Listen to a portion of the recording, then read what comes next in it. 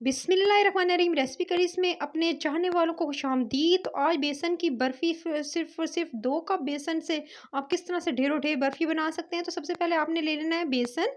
छना हुआ बेसन होगा, उसको आपने सिंपली पैन में थोड़ा सा जो है वो सौते कर लेना है, यानी थोड़ा सा भून लेना है हल्की आंच पे, और ताकि इसका कच्चापन चला जाए। उसके बाद आपने आधा कप जो है वो घी का लेना है। ये मैं देसी घी का इस्तेमाल कर रही हूँ, क्योंकि मिठाइयों में हमेशा जो है वो घी का इस्तेमाल किया जाता है। तेल जो है, कुकिंग ऑयल आपने इस्तेमाल नहीं करना है गाइस। तो आपने इस तरह से जो है आधा कप जो है वो आपने देसी घी का ले लेना है। अगर आपके पास देसी घी नहीं है तो आप दूसरा घी भी ले सकते हैं। चलें जी, अब बनाना शुरू करते हैं रेसिपी को। सबसे पहले आपने घी शामिल करना है बेसन के अंदर। आपने इसके अंदर 5 टीस्पून आपने इसके अंदर शामिल कर देने हैं घी के। सबसे पहले घी के इसके अंदर शामिल करने हैं, सारा का सारा इस्तेमाल नहीं करना है। यानी जितना मैंने आधा कप लिया है उसमें से सिर्फ और सिर्फ 5 चमचे आपके सामने निकाली हैं। बाकी का घी जो है बाद में इस्तेमाल करेंगे। तो इसके अंदर जो है आपने घी शामिल करके 5 चमचे, उसके बाद अच्छे से इसको मिक्स करेंगे।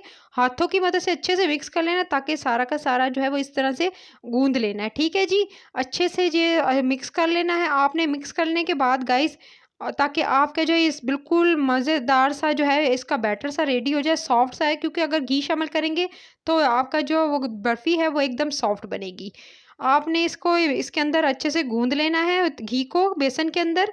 बेसन के अंदर गूंदने के बाद आपने इसके अंदर जो अगली चीज़ शामिल करनी है गाइस, वो है जी दूध। दूध आप इसके अंदर शामिल करेंगे। आपने ले लेना है हाफ कप दूध, लेकिन आपने पूरा का पूरा एक साथ नहीं डालना है। आप थोड़ा थोड़ा करके इसके अंदर शामिल करेंगे और आपने जो है इसको मिक्स करते जाना है।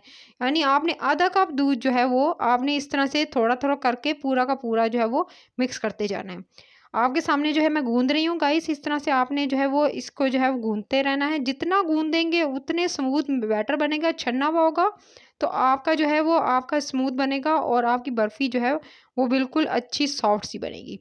आपने इस तरह से इसको गूंदना है गाइस। गूंद लेने के बाद गाइस, याद रहे कि आपने जो दूध है वो ठंडा लेना है, गर्म दूध नहीं लेना है। आपने दूध शामिल करके अच्छे से गूंद आया इसका, गूंद के इसके बाद जो है आपके सामने मैं इसे जो है वो अच्छे से जो है मिक्स कर लूँगी। मिक्स कर लेने के बाद गाइस, क्योंकि हमारे छोटे-बड़े हर कोई जो है मिठाइयों का शौकीन ज़रूर होता है, और अगर मिठाई घर की बनी हुई हो तो क्या ही बात है। इसीलिए कहती हूँ कि रेसिपी करी इसको आपने जो है सब्सक्राइब करना है, ताकि नोटिफ़िकेशन के साथ बेल आइकन को प्रेस करते हुए, ताकि जब भी कोई नोटिफ़िकेशन आए तो आप नई से नई वीडियोज़ बना सकें कुकिंग की, और जो है आप मुझसे बेहतर जो है वो कुकिंग कर सकें, जो वो लोग जो बिगिनर्स हैं और वो सीखना चाहते हैं। चलें जी गाइस, ये मैंने अच्छे से आपके सामने गूँध लिया। इसको गूँध लेने के बाद गाइस, घी जो आधा कप बचा हुआ था ना पूरा का पूरा, ठीक है? उस बचे हुए घी को मैंने एक बड़ी कढ़ाई में शामिल करना है। कढ़ाई में इसकी भुनाई करेंगे गाइस, कढ़ाई में ही उसको बनाएँगे। तो आपने एक बड़ी कढ़ाई ले लेनी है, बड़ा पैन ले लेना है, उसके अंदर जो है घी शामिल कर देना। जब तक घी गर्म हो रहा है, मैंने जो है वो 4 से 5 इलायचियाँ ली, और इलायचियाँ लेकर उनको अच्छे से जो है वो इस तरह से कूट लिया। तो उनका दाने निकाल कर, उनके छिलके जो थे वो एक तरफ निकाल दिए, और जो दाने थे 4-5 इलायचियों के, वो निकाल कर, सब्ज़ इलायची है ये, और उसके जो दाने हैं आपने निकाल कर कूट लेने हैं। हाथ से इस तरह से कूट लीजिएगा, चाहें तो पाउडर जो है बाज़ार से मिलता है वो भी यूज़ कर सकते हैं। अच्छे से कूट लेने के बाद इस तरह से बारीक पीस लिया, और पीस लेने के बाद इसको एक तरफ कर देंगे। फिर जी आपने लेना है 2 कप पानी के।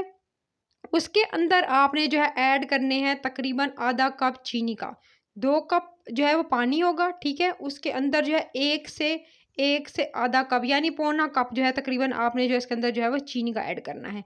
फिर जी इसको आप चढ़ा देंगे चूल्हे पर, और इसको जी जब पकाएँगे, ठीक है जी? चाशनी तैयार करनी है। चाशनी जो है वो बताऊँगी इसकी कंसिस्टेंसी कैसी होनी चाहिए। तो चाशनी के लिए जो है आपने इस तरह से चढ़ा दिया चीनी और पानी, और उसके साथ जो पिसी हुई थोड़ी-सी जो है इलायची इसमें जो है वो आप ऐड कर देंगे, ठीक है जी? पिसी हुई इलायची जो मैंने अभी पीसी है वो इसके अंदर ऐड कर दूँगी गाइस, और अच्छे से ऐड कर लेने के बाद गाइस, इसको जो है चाशनी तैयार करने के लिए रख देंगे। इधर मीनवाइल क्या हुआ कि घी गरम हो गया। गरम घी के अंदर ये जो मैंने गूँध के रखा था बेसन का आटा सा, जो बेसन था, बेसन को गूँधे हुए बेसन को इसके अंदर डाला। अब आप कह रहे हो कि भाई ये तो बिल्कुल सॉलिड फॉर्म है। ये बिल्कुल गाइस, ये बिल्कुल ऐसा पाउडर की फॉर्म में आ जाएगा अगर आप इसकी भुनाई करेंगे। अब आपके हाथों का कमाल है कि आप कितनी इसकी भुनाई करते हैं। इसको आपने लो फ्लेम पर, ठीक है? आपने ना आँच आप ज़्यादा तेज़ रखेंगे, ना ही आपने मीडियम रखनी है। बिल्कुल लो फ्लेम पर आपने इसकी अच्छे से भुनाई करनी है। देख सकते हैं मैंने इसको 10 मिनट हो गए मुझे भुनाई करते हुए, और ये इस शेप में आ चुके हैं। अभी भी मुझे अभी ये शेप नहीं चाहिए गाइस। अभी इस तरह की जो है वो नहीं चाहिए, इस स्टेट में आ जाए तब भी नहीं, क्योंकि अभी इसकी और भुनाई होगी। इसकी 5 मिनट और भुनाई करेंगे उतने ही घी के अंदर, जब तक कि ये बिल्कुल जो है, आप देख सकते हैं इसकी भुनाई करते-करते आपके सामने मैंने किस तरह का डाला था और ये किस तरह का हो गया। आप क्या है, मैंने आपको बताया परेशान नहीं होना है कि भई ये तो सॉलिड है और किस तरह से जो है वो इसका इस तरह से शक्ल अख्तियार करेगा बिल्कुल पाउडर की, मैंने आपको स्टार्टिंग में बताया। तो अभी इसकी अच्छे से भुनाई करनी है और लो फ्लेम पर इसको जो है वो आपने चलाते रहना है चम्मच। हाथ थक जाए तो जी गाइस दूसरे हाथ इस्तेमाल का, एक हाथ से थक जाए दूसरा इस्तेमाल कर लें, लेकिन इसकी बुनाई जो आपने लगने नहीं देना है नीचे।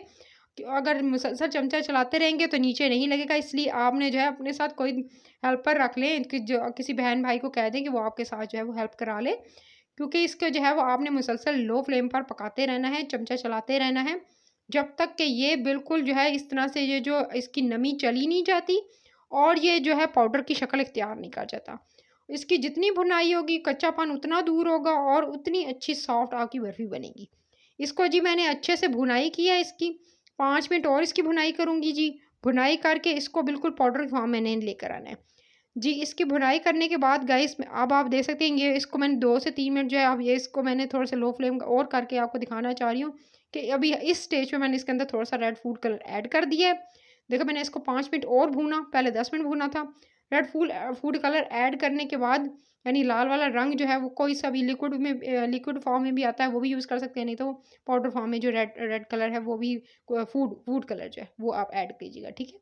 तो आपने इसको जो है इस तरह से आपने इसके बाद इसको भी मिक्स करना है इसके अंदर, और ताकि ये गुठलियाँ जो नज़र आ रही है ना गाइस, ये सारी की सारी फिनिश हो जाएँ। इधर देखिए जी, मैंने जो है वो अच्छे से चाशनी रेडी कर ली है, चीनी घुल चुकी है और जो पानी की क्वांटिटी है वो चाशनी जो है वो रेडी हो चुकी है। एक तार बनना स्टार्ट हो जाए, यानी आपके साथ आप हाथ लगा के देखें और आपको जो तार फ़ील हो आपके साथ चिपके, यानी इस तरह से एक तार बन रही हो, तो आपकी जो चाशनी वो रेडी है। चाशनी को एक तरफ रख देंगे। ये देख सकते हैं बिल्कुल पाउडर की फॉर्म में आ चुका है ये, जो बेसन का मैंने मिक्सचर डाला था।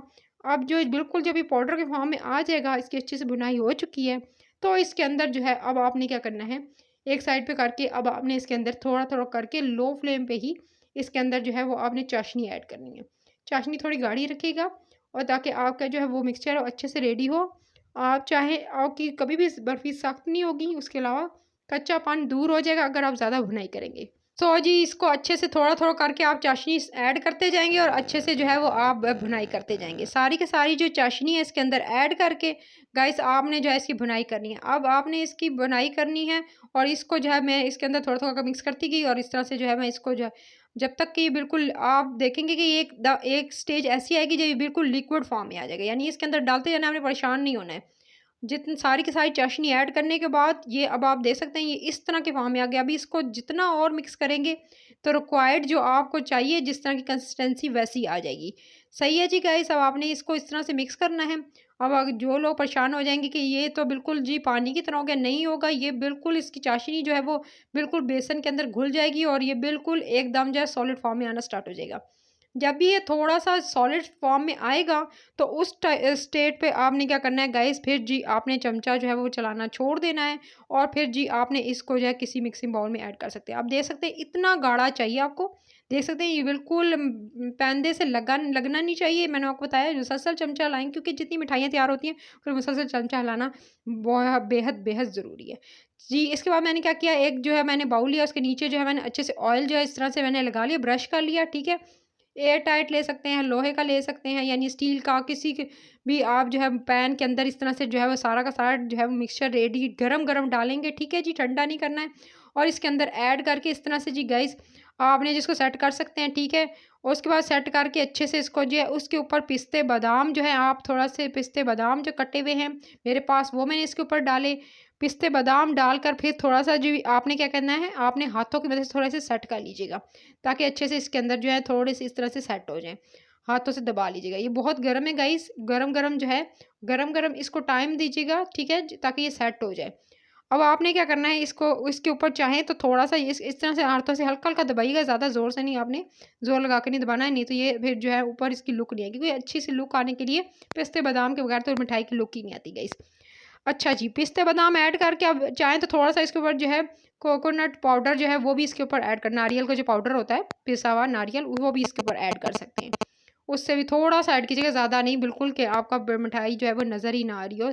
सारा आपने इसके ऊपर सिर्फ़ और सिर्फ़ जो है वो नारियल पाउडर ही डाल दिया हो। उसके बाद अब आपने इसको थोड़ा सेट करके उसके बाद अगर चाहें तो अभी जो कट करके शेप दे सकते हैं, नहीं तो इसको जो है बाद में जो ठंडा हो जाए उस टाइम पे कट कर लीजिएगा। मैंने जो है इस टाइम आपको दिखाने के लिए इसी टाइम पे कट कर रही हूँ। ये याद रखिएगा कि इस टाइम पे अगर आप गरम-गरम कट करेंगे तो ये छुरी के साथ या नाइफ़ के साथ जो यानी किसी भी जिससे आप कट करेंगे तो ये चिपकेगा। यानी आपके जो है नाइफ के साथ ये चिपकेगा। तो जी गाइस आपने इसे ठंडा होने का वेट करना है। अब आपके सामने मैंने इसको कट करके आपको दिखा दिया किस तरह से आप कट कर लीजिएगा और इसकी कोई सी भी शेप दे सकते हैं। अभी आप देख सकते हैं मेरे जो मैं आगे से कट कर रही हूँ और ये जो है वो छुरी के साथ जो है चिपक रहा है। सो आपने इसको वेट करना है और ठंडा होने का और जब सेट हो जाए तब आपने इसे कट करना है। मज़ेदार बर्फ़ी की रेसिपी जो है अगर आपको पसंद आई हो इसको मैं फाइनल लुक भी आपको दिखा दूँगी। तो अभी आप वीडियो को लाइक करें, शेयर करें, चैनल रेसिपी करी इसको भी सब्सक्राइब करें बेल आइकन के साथ